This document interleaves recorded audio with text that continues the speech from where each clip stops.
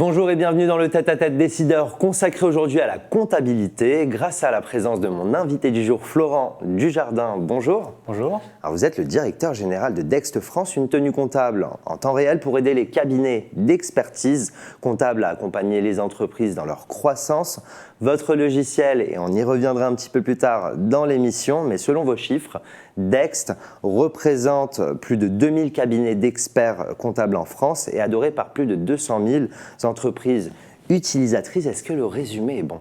Le résumé est excellent. Notre objectif, c'est de simplifier la comptabilité, donc à la fois pour les experts comptables, leurs collaborateurs en cabinet et les chefs d'entreprise.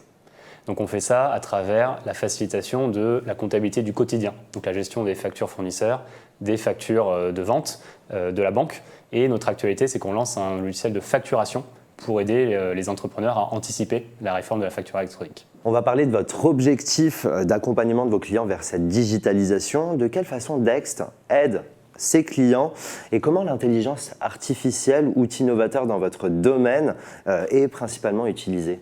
Alors aujourd'hui, on va surtout aider à gagner du temps, donc à supprimer la saisie comptable. On n'a plus besoin de regarder les factures et de les saisir à la main et on n'a plus besoin d'échanger du papier. Donc là, comment l'intelligence artificielle aide? Par exemple, pour extraire les données, on va faire des statistiques, on va aller voir où est placé le bon numéro, où est placé le bon mot pour le mettre au bon endroit et ne plus avoir à taper les choses à la main. Est-ce que c'est toujours fiable? Est-ce que c'est toujours fiable? C'est plus fiable qu'un être humain. Il y a moins d'erreurs qu'un être humain, mais il y a toujours des erreurs qui doivent être modifiées de temps en temps. Dans le cadre de la loi finance, et là on va parler d'actualité ensemble, le gouvernement prévoyait une transition très rapide des entreprises grâce à la facturation électronique. Cependant, le projet est reporté. Pourquoi, selon vous, ce report? Sommes-nous réellement prêts? Manque-t-on de moyens?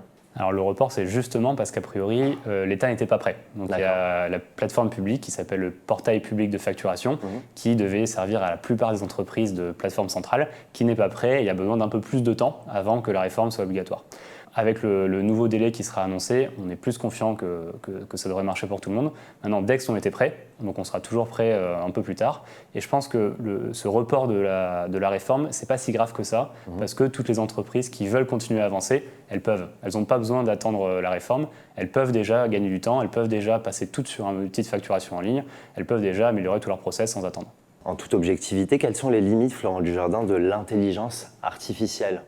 Vous disiez qu'il y avait très peu d'erreurs, mais pourtant ça a quand même ses limites. Les limites de l'intelligence artificielle, ça va sûrement être sur leur utilisation. Donc on peut voir sur quel endroit on peut gagner du temps, sur quel endroit on peut améliorer l'expérience.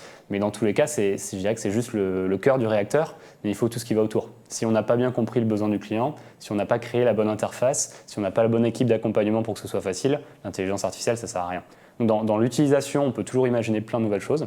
Là, on est en train de penser, par exemple, sur le module facturation. On pourrait imaginer qu'un plombier qui est à Marseille, qui n'a pas de logo, il dit juste qu'il est plombé à Marseille et on invente un nouveau logo automatiquement. Donc l'utilisation, elle peut aller très loin. C'est comme notre imagination. Après, c'est à quel point on l'utilise bien. Et comment réagissent justement vos clients face à l'intelligence artificielle que vous apportez dans le cadre de votre logiciel? Je pense que aujourd'hui, ils réagissent mieux qu'il y a quelques années, dans le sens où les technologies sont matures et les gens sont prêts, à la fois dans l'intelligence artificielle, mais je pense qu'un bon exemple, c'est notre application mobile.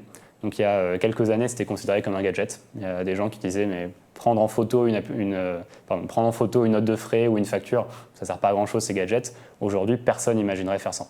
Et donc quand on crée notre outil de facturation en premier sur l'application mobile, c'est pour aller avec les usages actuels. Les entrepreneurs ne veulent plus avoir besoin de retourner tout le temps derrière leur ordinateur. Ils ont envie de faire ça n'importe quand. Donc c'est l'objectif et aujourd'hui, je pense que les gens sont plus prêts.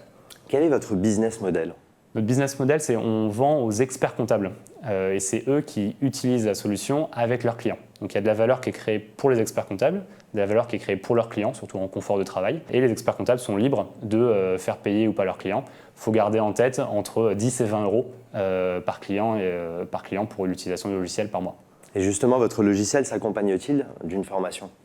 Oui, on a 25 personnes dans l'équipe en France qui sont seulement sur l'accompagnement des experts comptables. Donc on a des gens qui les forment à l'utilisation du produit, mais aussi qui les accompagnent dans l'organisation du cabinet, dans la communication aux clients. Et là, en septembre, on recrute 4 personnes au support technique. Donc on continue à grossir les équipes pour accompagner au maximum les experts comptables et les clients. La prochaine loi finance, elle aura lieu en 2024. Elle sortira en 2024 ? Elle sort en 2023 pour 2024. D'accord. Et les premières cibles seront les grosses entreprises ? De la réforme de la facture électronique ? Ouais. Ouais, la première échéance, c'est les grosses entreprises seront obligées d'émettre des factures électroniques. Mais ça, vu qu'il y aura des grosses entreprises, des fournisseurs d'énergie, de transport, des choses comme ça oblige toutes les petites entreprises à aussi s'adapter et à recevoir les factures électroniques. Donc c'est ça la première marche, c'est de savoir recevoir les factures électroniques. Et 1 ou 2 ans plus tard, toutes les petites entreprises vont devoir aussi créer et émettre des factures électroniques. Pour ça qu'ils peuvent anticiper en utilisant dès maintenant un outil de facturation. Alors ça commencera par les grandes entreprises, Ouais. puis les ETI, puis les PME. C'est ça, exactement. Et enfin, ensemble, on va se tourner vers l'avenir. Comment voyez-vous l'avenir de votre métier ? Ouais. Avez-vous des projets sur le long terme ? Ouais, le projet, là, c'est vraiment aider les experts comptables et les entreprises pour la facture électronique, c'est la première chose.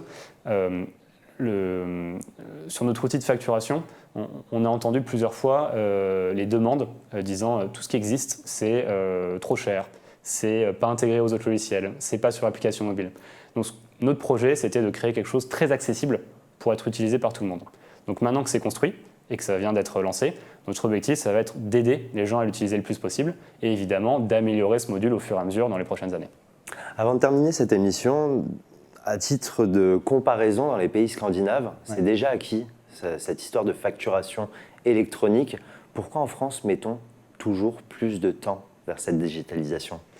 Alors, il y a une explication, c'est que dans les pays scandinaves ou certains pays britanniques ou anglophones, la comptabilité a plus été créée pour aider les entreprises à s'organiser, quand en France, ça a beaucoup été créé par l'État et pour organiser en particulier la collecte de TVA.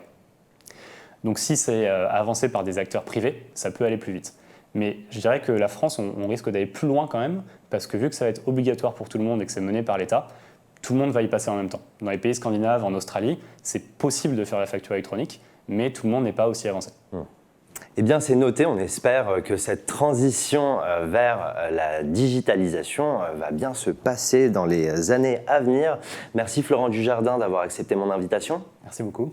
C'est la fin de l'émission. Merci de nous avoir suivis. Quant à moi, je vous retrouve très prochainement pour un nouveau numéro du Tête à Tête Décideur. À bientôt.